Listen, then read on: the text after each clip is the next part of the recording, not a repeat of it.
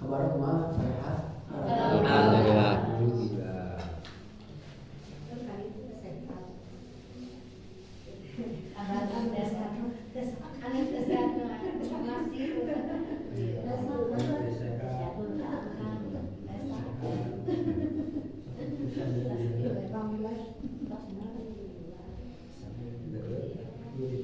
La ilaha illallah.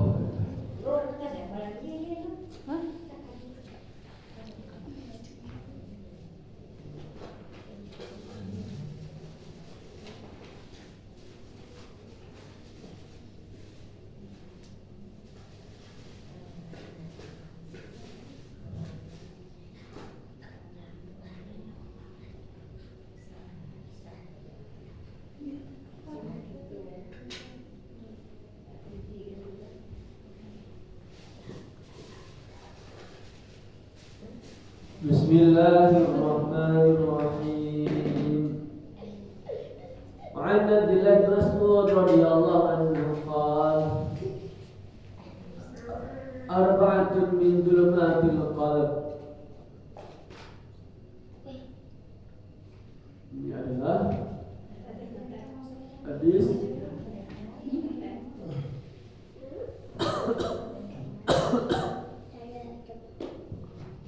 nasihatnya Ibnu Abbas radhiyallahu anhu. Beliau mengatakan arba'atun min dhulumatil qalb. Ada 4 perkara yang dapat menyebabkan hati itu menjadi gelap.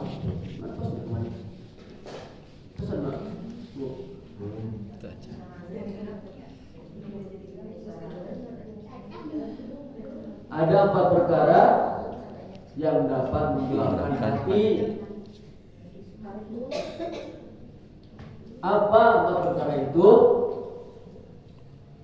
Yang pertama, batnun syab'an min ghairi mubalatin.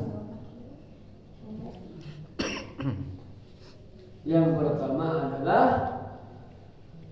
perut kekenyangan.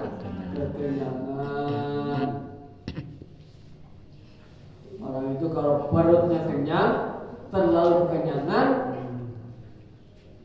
maka menyebabkan hati menjadi gelap, malas beribadah, mereka masjid berat, tunduk bawaan teh. Itu faktor atau efek daripada perut yang terlalu kenyang. Buka puasa, wak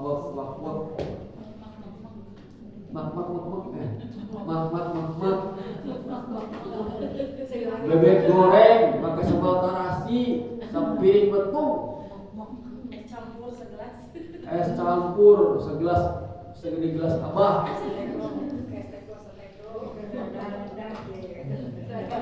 segala lupa.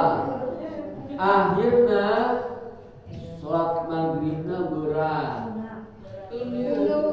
kundu hayangnya tinggal goler we, udah capek dahar. Padahal perut yang sehat itu terbagi atau dibagi dengan 3 bagian. Perut yang sehat dibagi menjadi 3 bagian. Sepertiganya untuk makanan. Jadi dalam perut kita ini sepertiga untuk makanan. Kemudian sepertiga lagi untuk apa? Untuk air. Sisanya sepertiga lagi untuk apa? Untuk oksigen. Jadi Perut yang sehat, orang yang sehat itu membagi perutnya menjadi 3. Sepertiga untuk makanan. Perut yang sehat dibagi menjadi 3. Sepertiganya untuk makanan. Sepertiganya lagi untuk air. Sepertiga lagi untuk oksigen. Baru sehat. Karena apa? Di antara sumber penyakit itu dibawa melalui makanan. Terlalu banyak makan nanti efeknya tidak sehat. Perut sepertiga diisi sagu, sepertiga gorengan, sepertiga kolak, tidak sehat, akhirnya kemerdekaan. Lalu Purwakarta kemangkaraan. Cilendra? Kemerdekaan. Kemerdekaan. Oh, benten berarti. Kemerdekaan teh kelobaan, kebanyakan makan, kebanyakan. Hesen antum begah. Maka kuni di jalan baheula beh cager beutkeun nanti digebuk ku bantal. Orang Purwakarta. Kalau dia mah kalau Purwakarta itu kemangkaraan umahnya juga ke bantal berteng teng.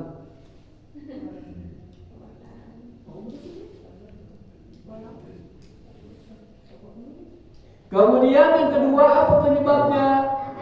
Wasahbatul zalimin, sering berkumpul dengan orang-orang zalim.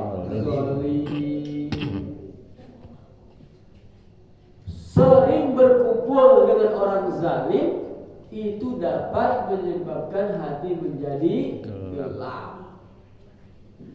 Zalim itu apa sih?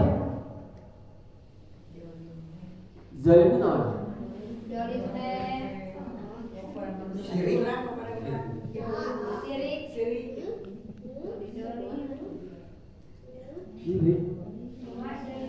Syirik itu menyebutkan Allah syirik kan? Zalim itu mana? Santri zalim itu mana zalim? Mendapatkan sesuatu tidak pada tempat. Melakukan sesuatu atau menempatkan sesuatu bukan pada tempatnya. Waktu sholat karena sare zalim.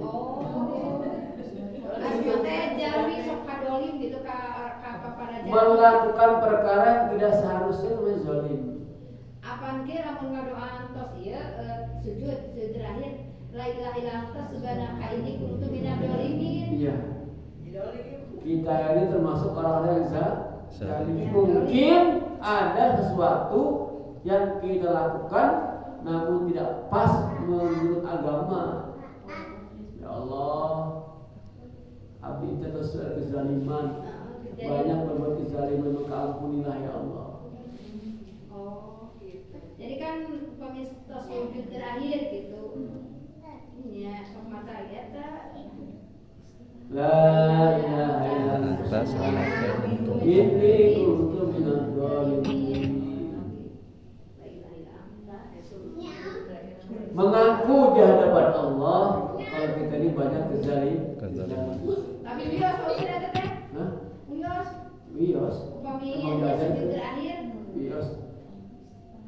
Tidak membatalkan sholat.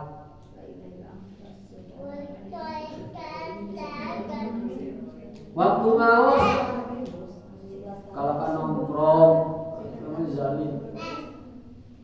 Waktu bangun kalau kan tidur. Waktu tidur kalau kan hudang. Termasuk kezaliman. Batu masare jam 12 malam teh. Kalau bergadang sampai ke isu. Itu namanya melakukan perkara yang tidak tempatnya. kecuali digawe ya security mah emang jaga malam ya malam, berarti sudah pada tempatnya. Kalau bergadang malam tidak ada manfaatnya, baru itu namanya zaliman, melakukan perkara bukan pada tempatnya.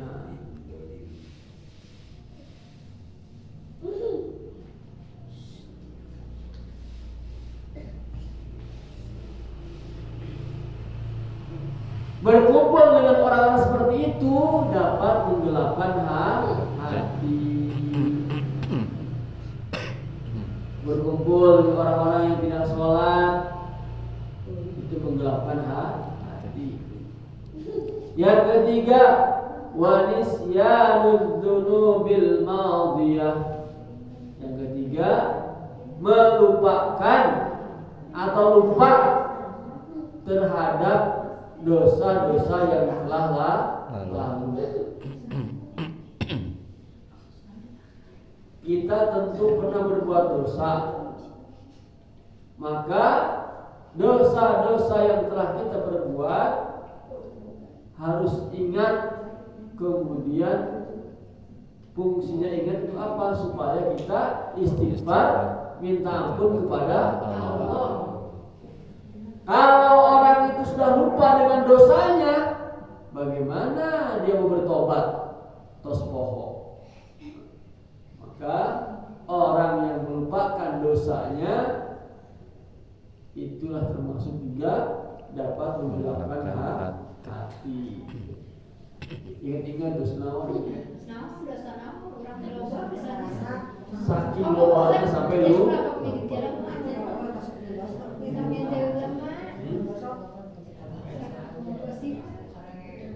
Ingat dosa itu apa manfaatnya? Ingat dosa itu apa manfaatnya? Supaya kita rajin bertobat.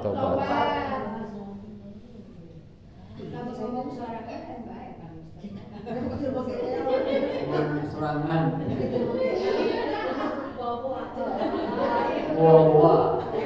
Wah, kan?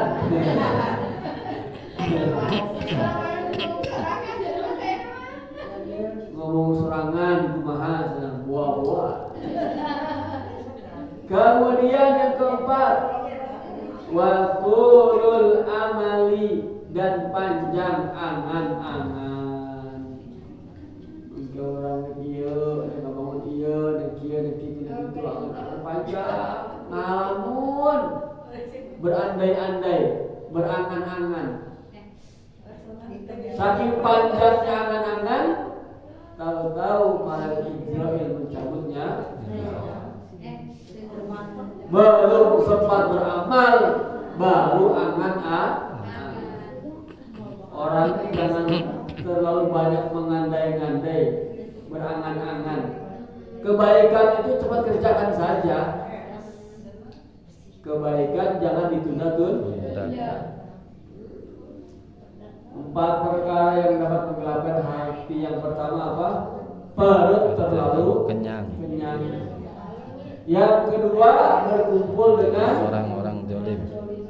Orang-orang zalim. Yang ketiga,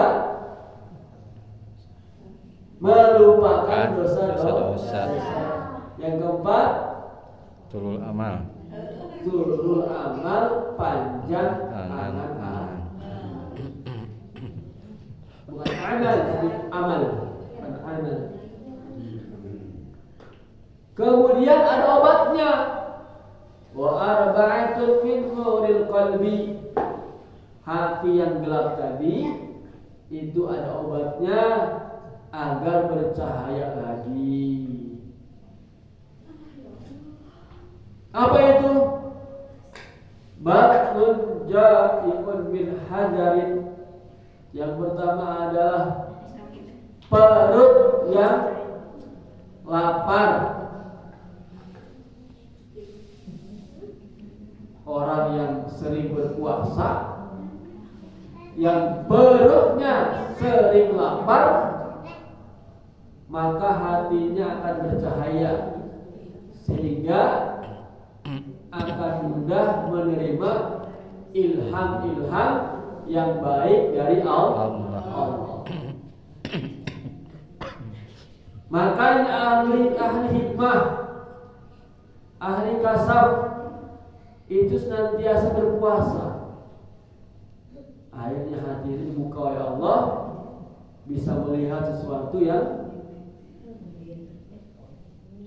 tidak dapat dilihat oleh orang biasa.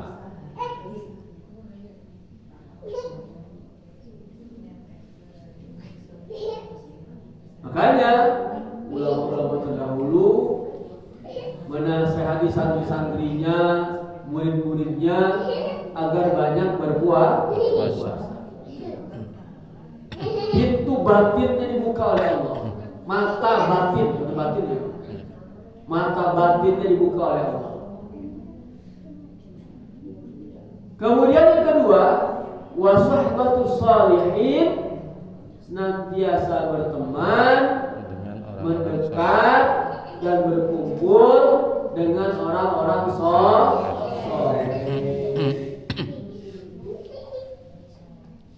Ada pengajian di mana hadir, tabligh akbar di mana hadir, majlis zikir hadir, majlis ilmu hadir, majlis dakwah hadir.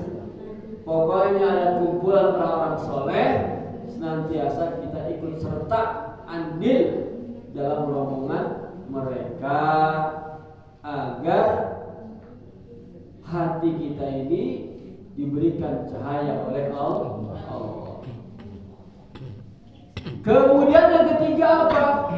Wa hifdzud dzunubil madiyah, senantiasa ingat dengan dosa-dosa yang telah lalu, jangan sampai dilupakan. Yang keempat, wa qisrul amali, dan pendeknya angan-angan. Jangan banyak menghayal.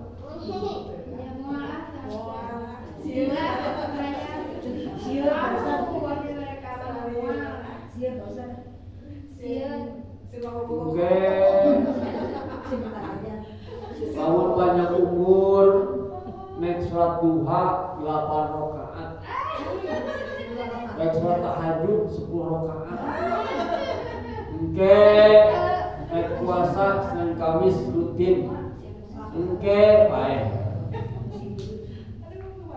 Kebaikan jangan direncanakan, jangan banyak angan-angan, jangan banyak perencanaan, segera dimulai kebaikan dari yang kecil ke kecil. Jangan ditunda-tunda.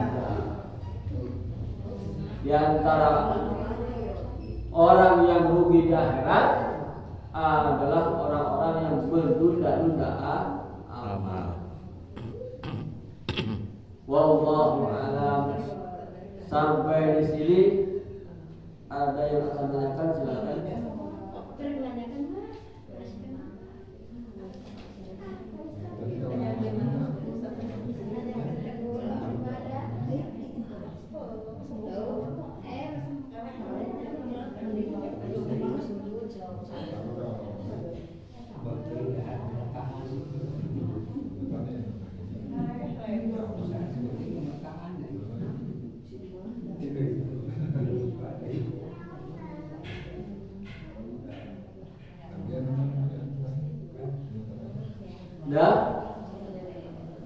Lanjut. Syurutut tayammum sab'atun. Kita akan melanjutkan bab kemarin, bab tayammum. Sekarang syarat-syarat tayammum. Lama alhamdulillah selesai.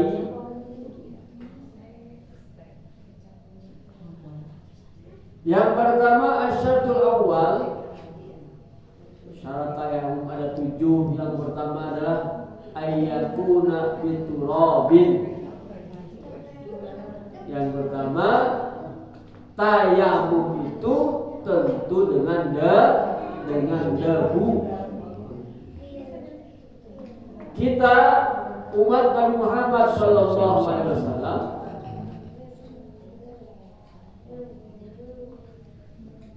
dibolehkan bersuci dengan debu. Lamun umat dahulu, nabi-nabi terdahulu bersuci itu hanya dengan air saja bolehnya. Lamun air tidak ada najis kena baju apa, ada najis apa, ya nggak bisa. Harus pakai air. Bahkan ketika mensucikan najis saja, umat-umat Nabi terdahulu najis kena baju, maka tidak bisa dicuci, nggak boleh, langsung dipotong bajuna. Lamun umat sekarang mah kan bisa dicuci. Maka Nabi, innama ju'ilat turabu tahuran bihadil ummah li'anna al-arda lim ahsad bimaulihi sallallahu alaihi wasallam bibasatat wa tamadat wa tawalat wa inharat wa inhat wa iftakharat ala sama wa sir makhluqat bi'annahu nabiyyu khuliqa minni. Kenapa tanah ayah nuka langkung karena dikeun ya gitu. Kenapa tanah umat tanah bisa digunakan untuk bersuci? Karena katanya karena Nabi yang paling mulia yaitu baginda Muhammad sallallahu alaihi wasallam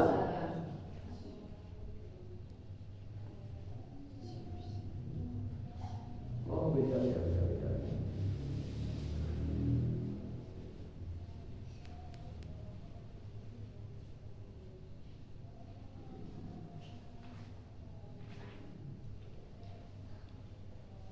Jadi apa namanya itu, bumi itu bangga. Bumi mengatakan atau makhluk mengatakan Nabiyyun khuliqa minni. Nabi diciptakan dari aku. Jadi banyak nabi-nabi itu kan manusia itu tercipta dari tanah. Bahkan kita pun bersujud di atas tanah. Obibati madfani dan dalam perut aku. Nabi kebumikan. Jadi bumi ini tidak kalah sucinya daripada air.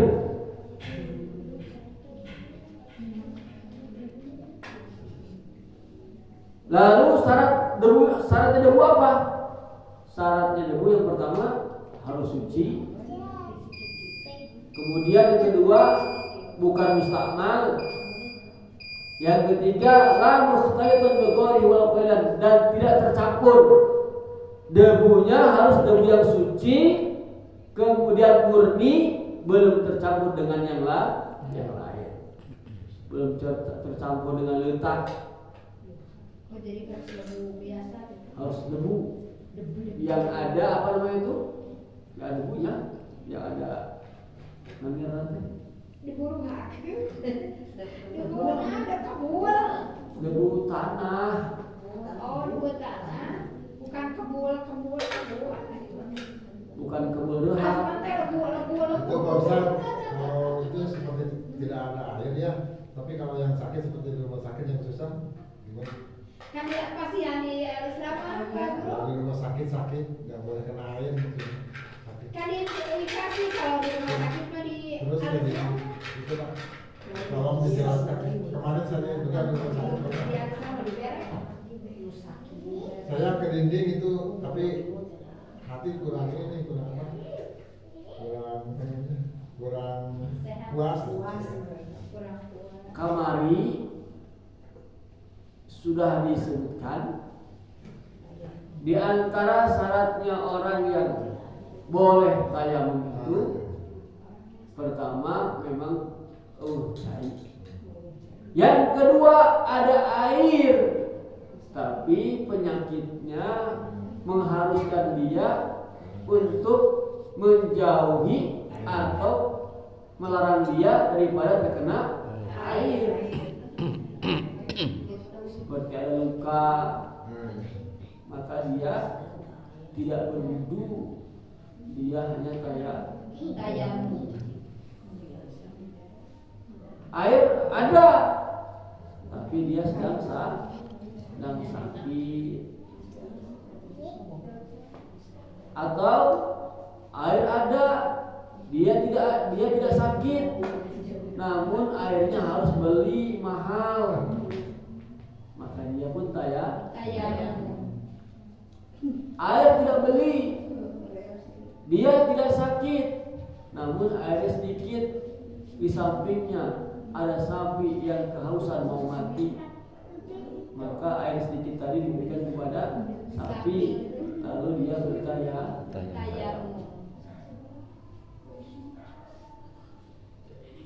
Penjelasannya lebih lebar lagi ada di depan nanti. Ini sekilas dulu.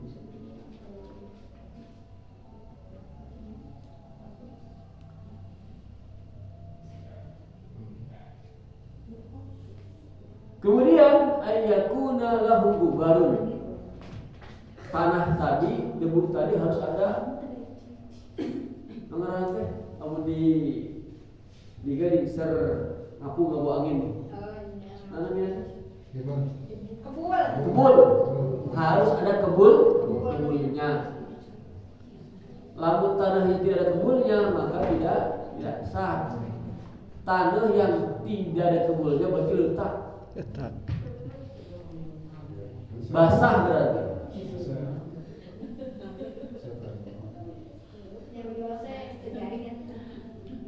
Kemudian asyatu tadi, syarat yang kedua adalah ayak sidahu turab, kita niat menggunakan debu. Yang ketiga ayam sahwat wajadahi binur bataini. Yang ketiga adalah yang diusap adalah wajah dan kedua tangan dengan 2 kali tepukan. Debunya taruh di nampan misalnya, lepas tuh cincinnya, lepas jam tangannya, lepas jaketnya, sare boleh tayamum.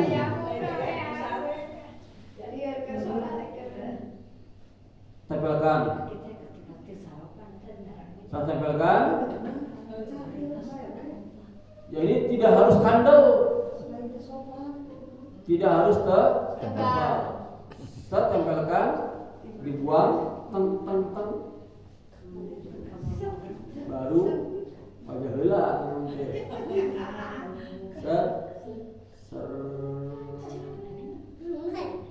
ya sana sini ada sisanya.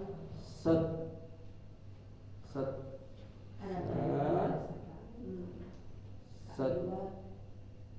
2 kali.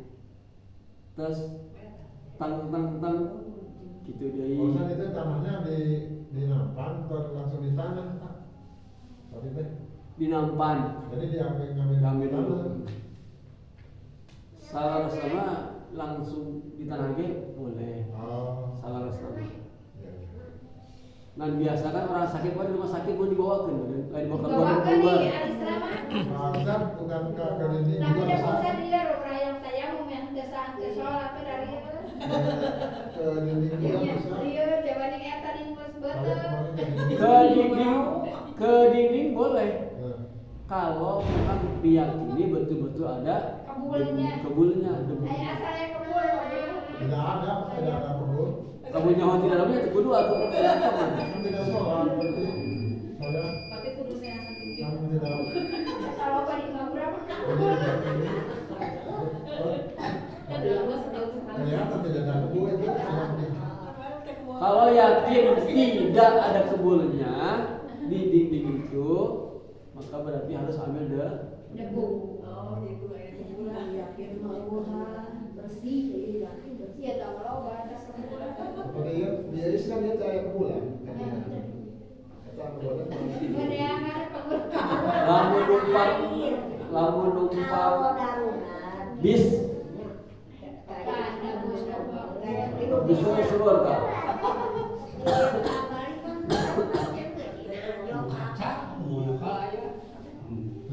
Komor rumah sakit mah ruangan ber-AC malah debuan.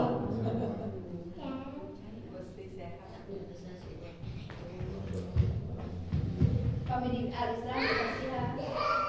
Kemudian ambil lagi. Ambil. Baru tak? Tangan. Sampai sini, bisa jadi terakhir. Sama. Kemarin ya tayang. Kembali tayamum. Sat. Maka ya silat jurus-jurus tayamum.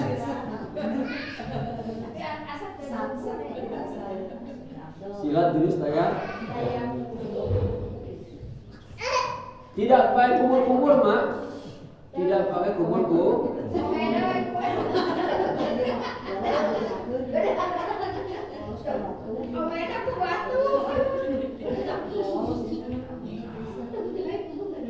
Kemudian yang keempat, al-zilan najasata awalan. Jika ada najis, najisnya dihilangkan terlebih dahulu.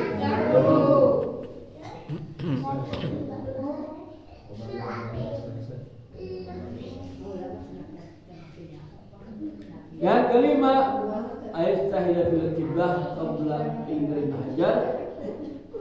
Pastikan dulu kita mengetahui arah kiblat. Ini enggak termasuk ini hanya pendapat Ibnu Hajar saja. Yang lain boleh enggak masalah. Yang berikutnya, yang keenam, ayakuna at-tayammu ba'da dzuhul waqti. Tentu tayamum itu dikerjakan setelah masuk waktu sholat. Kalau wudu sebelum azan itu boleh, tapi tayamum khusus nunggu azan dulu, nyari air dulu. Kalau tidak ada air, baru mengerjakan tayamum. Kecuali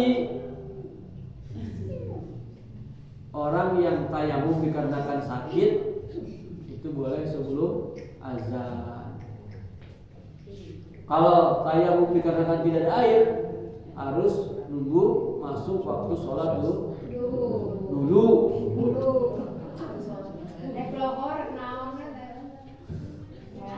Si mau kemana wae? Lamun curang Purwakarta Malaung. Ayo ke Malaung.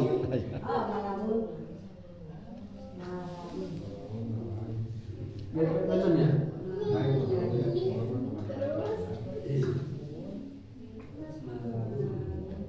Kemudian ayat tayamum li fardin.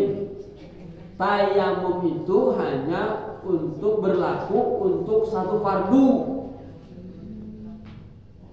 Tayamum hanya berlaku untuk satu fardu. Kalau zuhur ya zuhur aja, tidak bisa sekali tayamum asar. Satu tayamum hanya untuk satu fardu. Tapi kalau fardu ain dengan fardu kifayah boleh. Habis sholat zuhur itu fardu ain. Memandikan sholat mayit hukumnya fardu kifayah. Itu boleh. Kalau sunnah banyak berlaku boleh.